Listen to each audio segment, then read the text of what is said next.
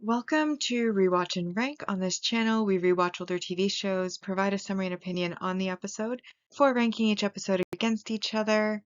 Today's episode is One Punch Man Season 3, Part 1, Episode 25, The Strategy Meeting. And unlike usual, because Season 3 just premiered, this is actually my first time watching it. And so while the show is older, this is more of a react and rank rather than a rewatch and rank, and it will be for all of the season 3, part 1, and then part 2, which is slotted for 2027. Or so the internet claims. But now to get into this episode in a nutshell, just as a reminder of what happened in the episode begins with the Hero Association having a strategy meeting about the Monster Association, the havoc that they've caused, and some of the damages to the heroes and the S-Class heroes, and of course the kidnapping that took place in the previous season.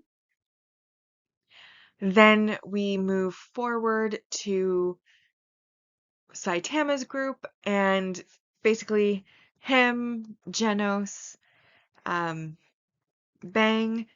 brother, I can't remember his name, and King are all in his apartment when Fubuki arrives, and she's basically like, we need to start making moves so we can increase our rank, and have you heard about this Monster Association and what they've been doing?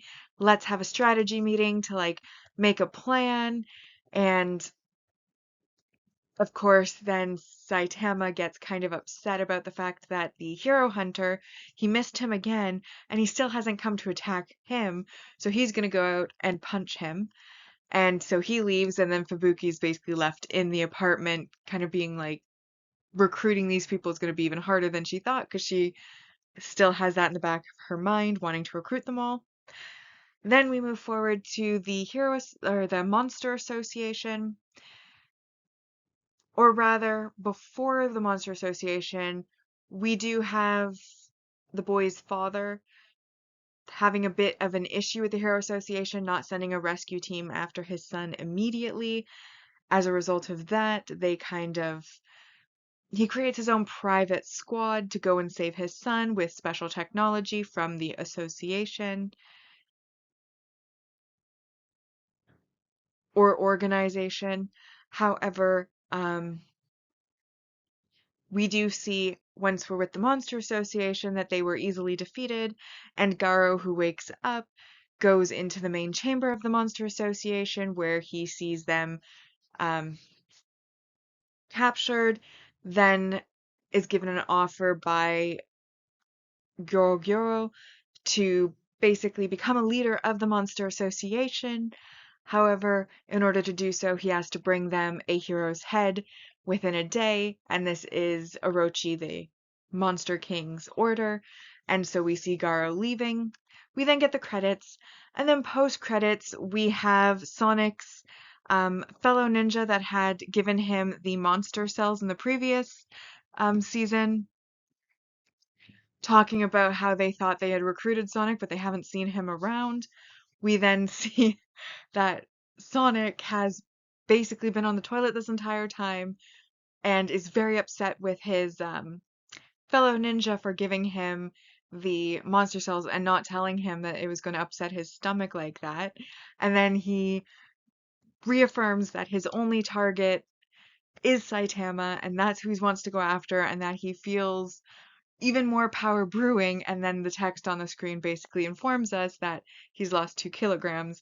And my assumption based on that would be that that is why he's feeling a little bit lighter and more powerful, is that he's probably gotten faster because he's now lighter. But that was a cute little post-credit scene. Bringing us now to...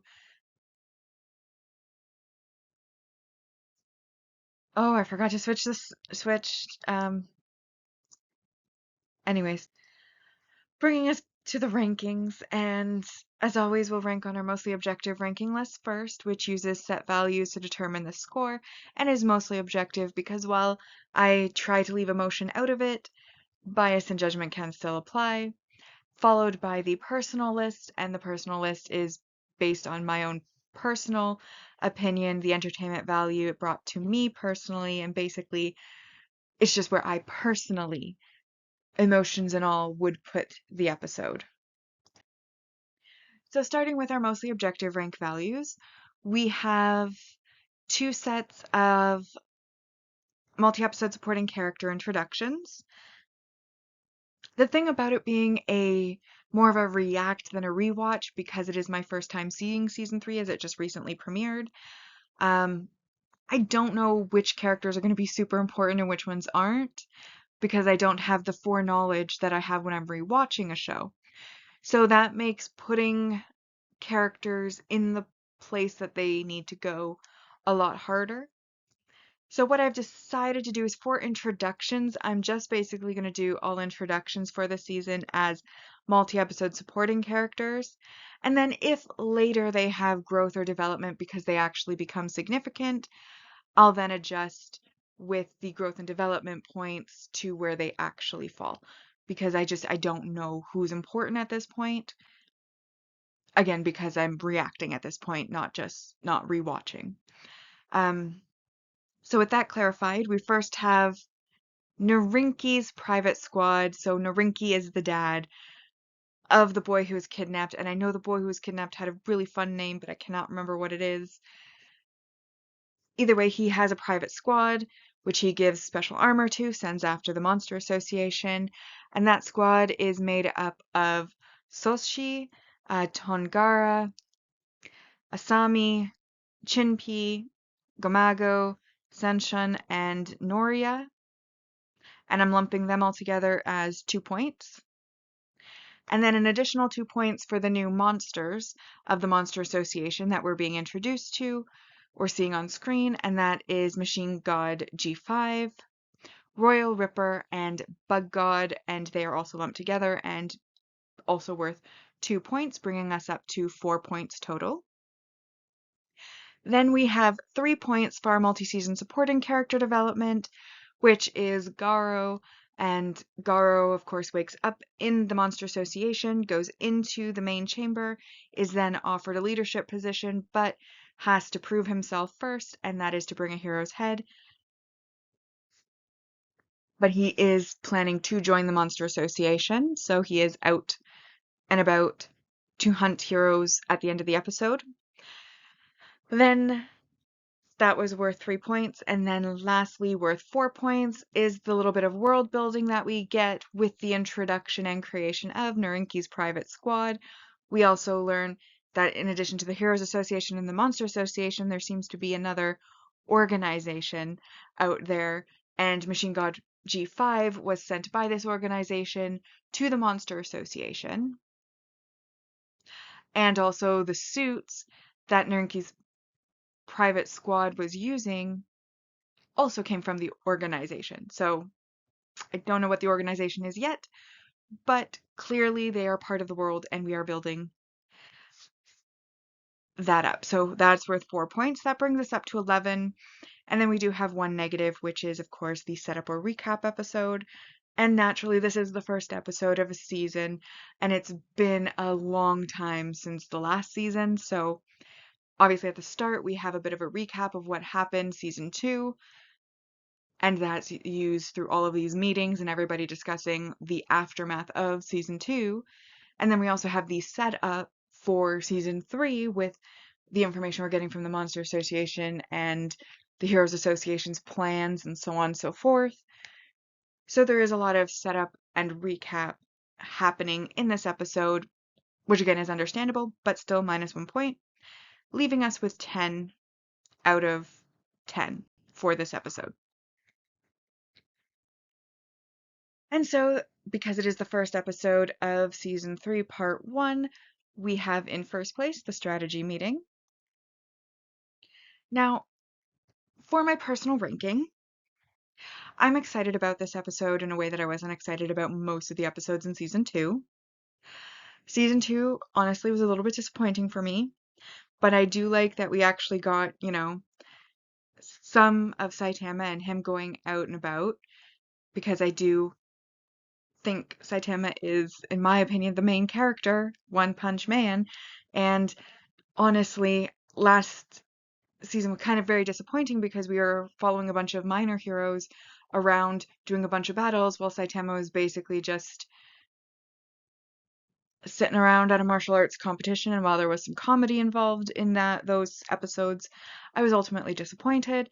So I do like, at least in the first episode, he is going out dressed up in his hero gear to hopefully do something this season, and it remains to be seen, but I am optimistic. However, I did also notice that it felt like, and I could just be misremembering the previous season, though I don't think I am because I'm recently rewatching it.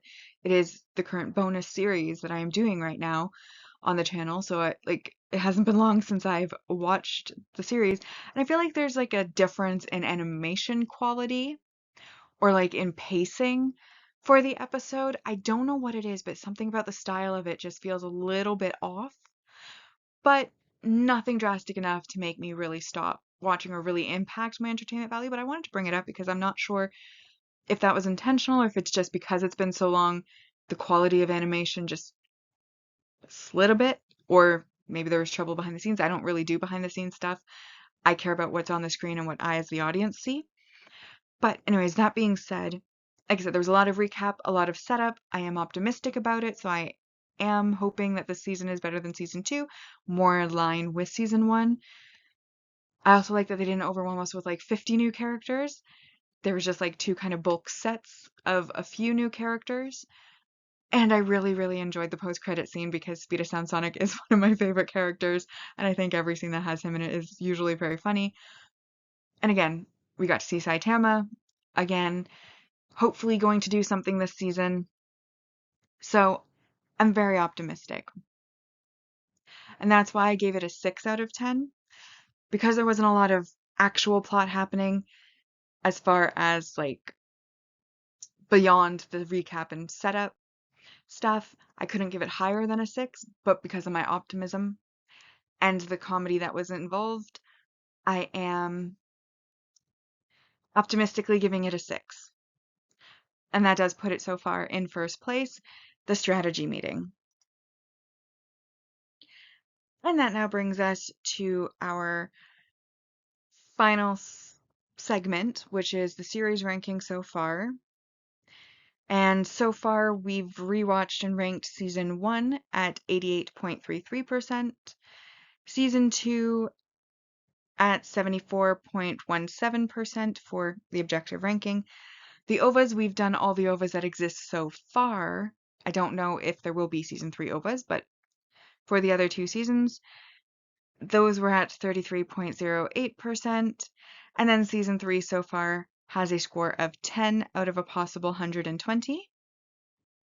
Meanwhile, on the personal side, season 1 is in first at 76.67%, season 2 second at 65.83%, the OVAs third at 40.77%, and then season 3 part 1 so far has a score of 6 out of a possible 120. But with that, we've now rewatched and ranked One Punch Man Season 3 Part 1, Episode 25, the strategy meeting. Like and subscribe if you'd like to, and I'll see you in the next episode.